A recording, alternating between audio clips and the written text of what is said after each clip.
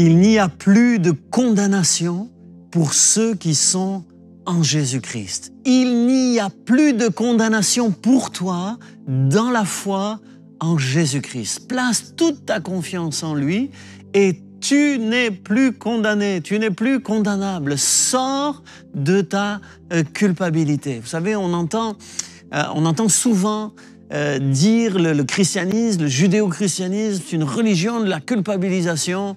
On a toute une génération de Français qui ont dit, mais voilà, nous, on veut plus être judéo-chrétiens parce qu'on veut sortir de la culpabilité.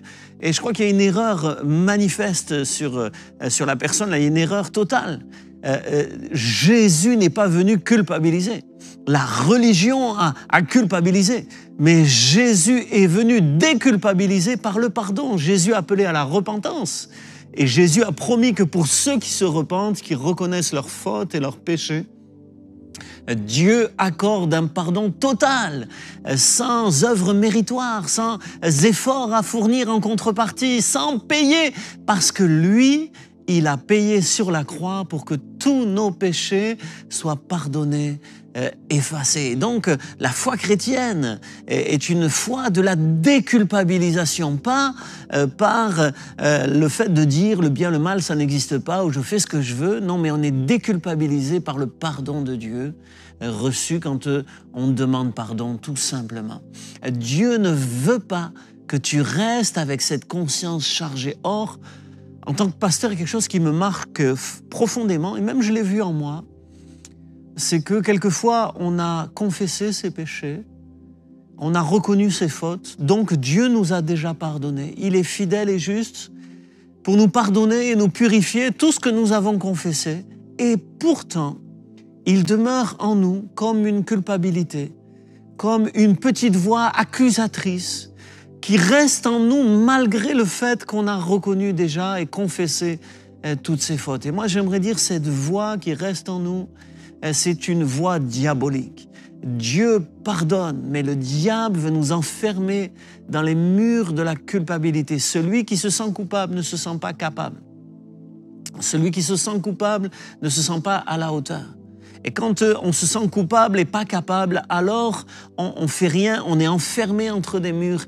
Et Dieu voudrait nous faire sortir de ces murs. Dans la première lettre de Jean, chapitre 3, et au verset 20, Jean écrivait déjà « Si notre cœur nous condamne, Dieu est plus grand que notre cœur. » C'est-à-dire que même ce que nous, on ne se pardonnerait pas, même ce que nous, on aurait du mal à pardonner aux autres, Dieu est plus grand que notre cœur, c'est-à-dire Dieu, lui, est capable de pardonner ce que les hommes ne pardonnent pas. Dieu est capable de te pardonner ce que tu ne te pardonnes pas toi-même. Et une fois que tu as saisi que Dieu est plus grand, que Dieu est plus juste, que Dieu a raison, tu t'alignes sur Dieu. Si Dieu te pardonne, alors tu te pardonnes. Parce que tu n'es pas plus grand que Dieu. C'est pas toi le juge. Tu n'es pas le juge. Et donc, tu dois accepter le verdict du juge. Si le juge a dit « c'est fini, tu es libéré », alors tu es libéré.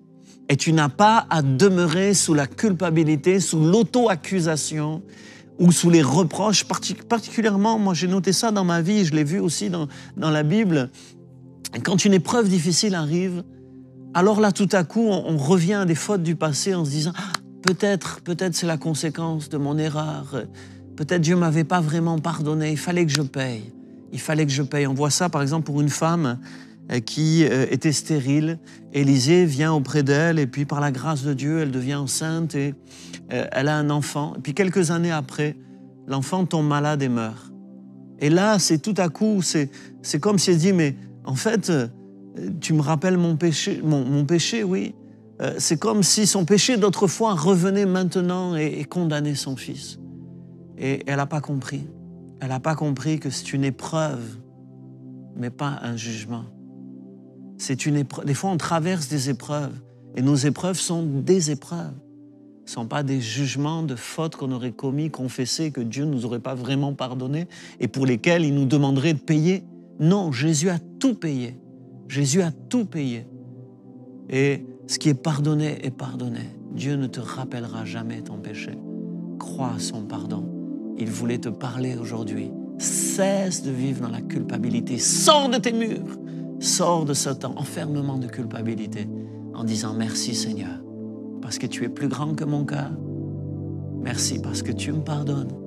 Et si toi, le juste juge, tu me pardonnes, alors moi aussi, je me pardonne et je vais de l'avant par ta grâce, par la puissance de ton amour. Amen.